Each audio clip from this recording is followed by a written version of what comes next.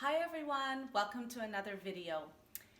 Today, initially I wanted to speak today about happiness and really engage in that conversation that we started at the last video, which is to talk about, how can we improve our happiness? And this is a field I'm really interested in.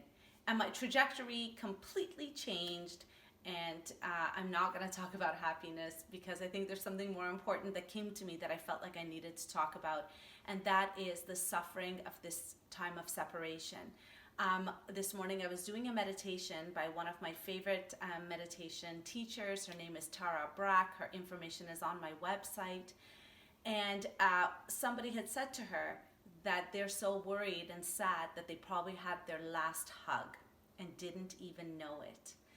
And that really moved me because it just jolted in me that feeling of the separation of how we feel. We're in the grocery stores, we're not touching each other, and for some reason we don't even look at each other because we feel that might even be dangerous. From an evolutionary perspective, we are social creatures. We are social species. We belong to each other.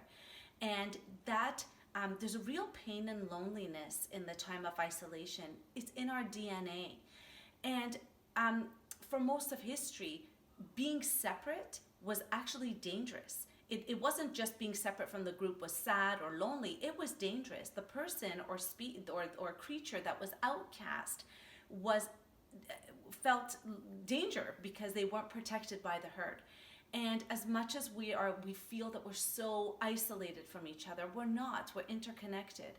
And this time is really bringing about how much suffering most of us are feeling with the separation. And many of us being separate creates a feeling of anxiety without even really knowing it. It feels strange. It doesn't feel right.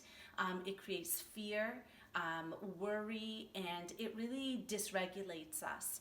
I'm really, really affected by it. I'm a social creature. I'm an extrovert. I like to touch people. I like to be around people. And I myself, although I'm home with my husband and my children, I feel that disconnection from people. And it's really sad for me because people just look away. And so some of us will be more affected by others, but we should all be affected in some way. And we are all suffering together in this isolated time. For those of you who are alone, it must be even harder. And so what I wanted to sort of bring to mind today and really say is that, it's okay to feel anxious and really sad during this time that we're separated from each other. But this will end as well, and this will there'll be a time where we get through this process. But in the meantime, we have to protect ourselves, and you have to know that we're all in it together.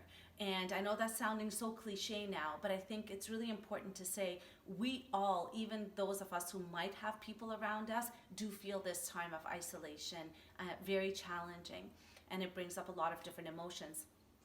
It's so interesting. Somebody had asked what's the difference between wellness and illness, and the difference is the word we and I.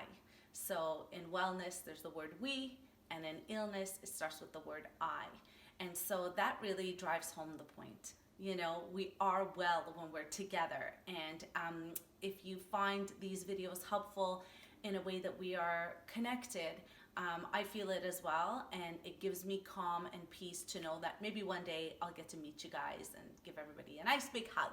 So please don't feel that you're alone if you are suffering in any way from this time and feeling anxious and needing to really be around people and touch people. Those times will come back, but it will take a bit of time. So thank you, and I'll see you tomorrow.